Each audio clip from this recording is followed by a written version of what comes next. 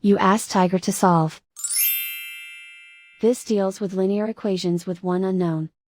The final result is x equals -34/3. Let's solve it step by step. Swap sides. Isolate the x. Multiply both sides by inverse fraction 10/1.